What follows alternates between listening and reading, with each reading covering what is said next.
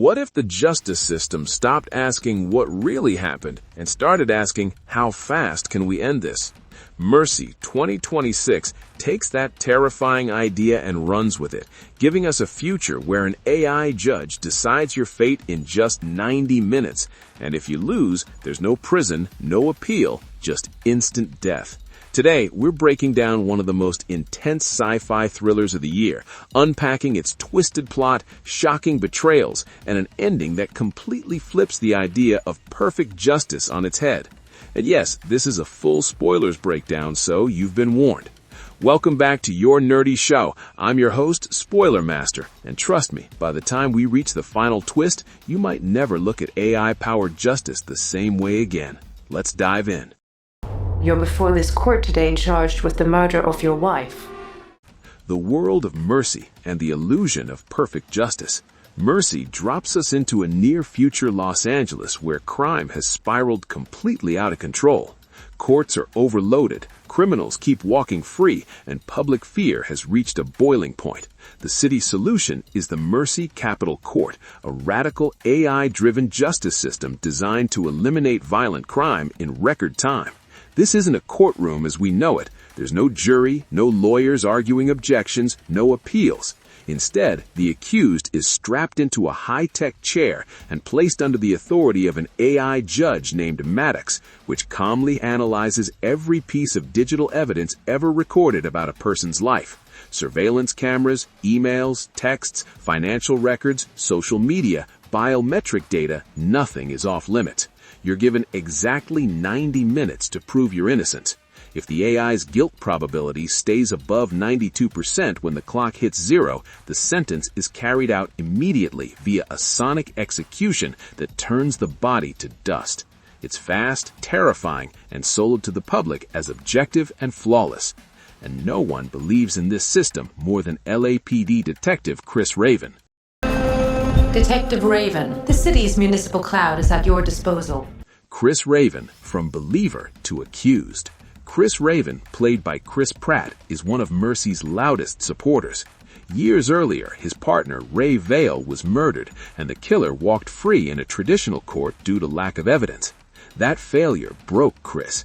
It also fueled his belief that human courts are too emotional, too slow, and too flawed to protect innocent people. Mercy, to him, is the answer, a machine that doesn't get tired, doesn't get scared, and doesn't let criminals slip through loopholes.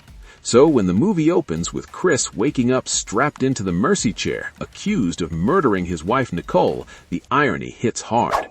This is the system he helped legitimize, and now it's turning on him. Maddox calmly informs him that the evidence is overwhelming. Nicole's blood is on his clothes. Doorbell camera footage places him at the house moments before her death, and the AI calculates his guilt probability at a staggering 97.5%. He has 90 minutes to drop it below 92, or he dies. At first, everything points to Chris snapping. His marriage had been strained, he'd recently relapsed into alcoholism, and Maddox uncovers records showing Nicole was quietly preparing for a divorce. From the outside, it looks like a textbook crime of passion. It is. Do you want to uncover the truth? Even if the truth is dark. Digging into Nicole's secrets. With the clock ticking, Chris uses Maddox as a weapon, turning the AI's vast data access against itself. The first major discovery is that Nicole was having an affair with a co-worker named Patrick Burke. On paper, this only makes Chris look worse. Jealous husband, failing marriage, violent outburst, it fits too neatly. But when Chris's partner Jock Diallo tracks down Burke, the story shifts. Burke reveals that Nicole was deeply stressed about her job. Chemicals were going missing from her company, and she feared something dangerous was happening behind the scenes. Emails confirmed that thefts had been reported internally, but never properly addressed. This reframes Nicole's murder as something potentially tied to corporate crime rather than domestic violence. Chris revisits footage from a barbecue he and Nicole hosted just days before her death. Maddox scans faces, voices, and behavioral cues. One man stands out. Holt Charles, a co-worker drowning in debt and acting suspiciously nervous.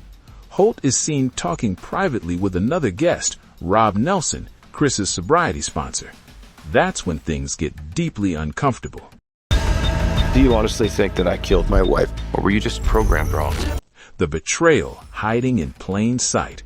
Rob Nelson isn't just some random acquaintance. He's the man who helped Chris stay sober after his life fell apart.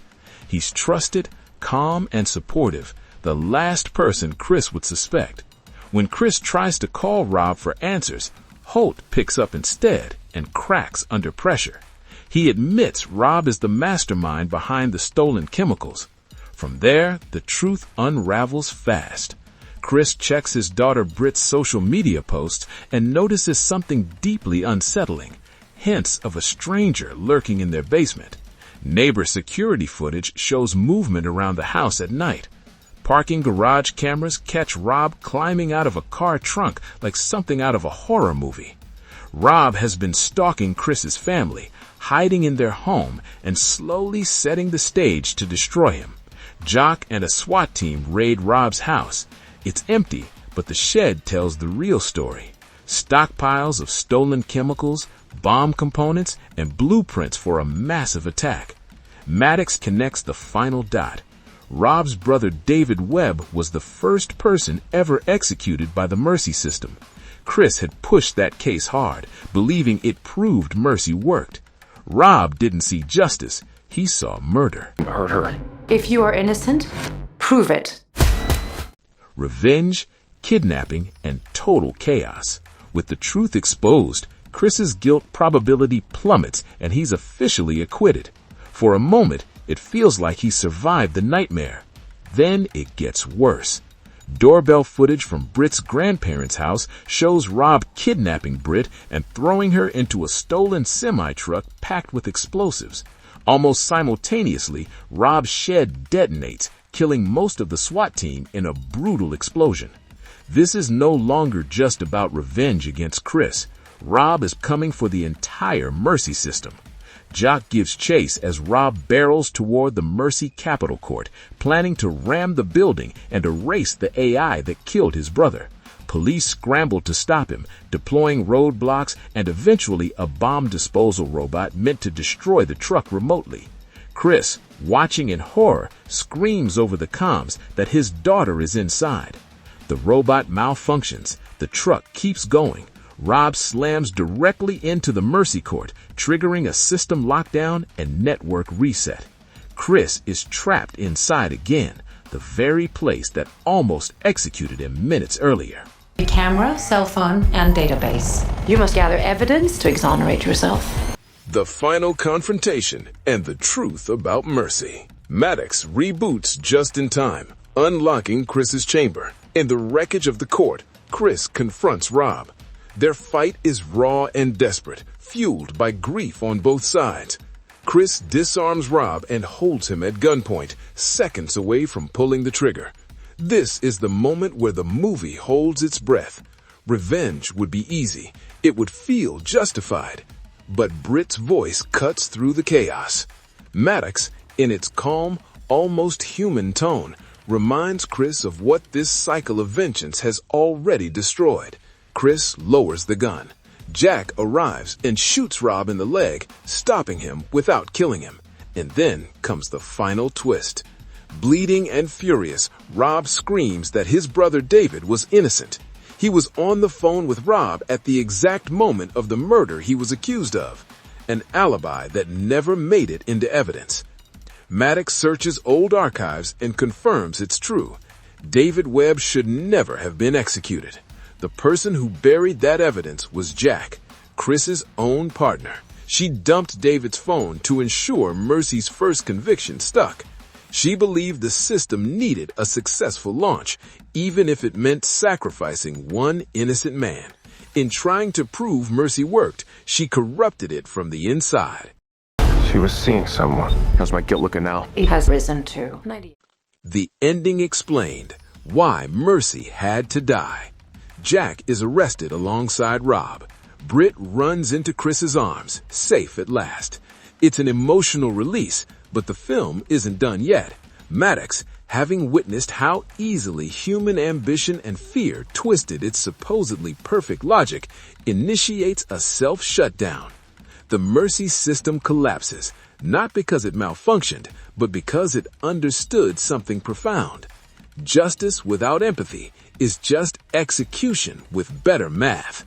Chris's case is dismissed permanently. He saves his daughter, clears his name, but loses the system he once believed in. The ending isn't about defeating AI. It's about recognizing that no machine can be trusted with life and death when humans are still hiding evidence, chasing agendas, and mistaking efficiency for morality. Mercy wasn't evil, but it was never truly merciful either. The film closes on a haunting note. True mercy doesn't come from probabilities or algorithms. It comes from accountability, compassion, and the willingness to admit we're flawed. And until humanity figures that out, no system, no matter how advanced, can ever deliver real justice. If you enjoyed this breakdown, hit that like button, subscribe for more sci-fi and thriller deep dives, and drop your thoughts in the comments. Did the Rob twist catch you off guard? And that Jack betrayal, did you see it coming? I'll catch you in the next one. Stay awesome. You're running out of time. Wow, thank you for that. Our nerdy thoughts. And that's the ending of Mercy 2026, a movie that doesn't just ask whether the system works, but whether it ever should exist in the first place. Chris Raven survives, his daughter is saved, but the real casualty is the illusion that justice can be reduced to numbers and probabilities. In the end, even the AI understands what the humans forgot. Mercy without empathy isn't mercy at all. It's just execution with better tech. Now, I want to hear from you. Did the Rob revenge twist catch you off guard? How brutal was that Jack betrayal? And be honest, would you trust an AI judge with your life if it promised perfect justice? Drop your thoughts in the comments. I read them all. If you enjoyed this breakdown, hit that like button, subscribe for more sci-fi and thriller deep dives, and turn on notifications so you don't miss what's coming next. This is your nerdy show. I'm Spoiler Master, and I'll catch you in the next video. Until then, stay curious, stay nerdy, and stay safe. No, what the heck, I'll laugh anyway.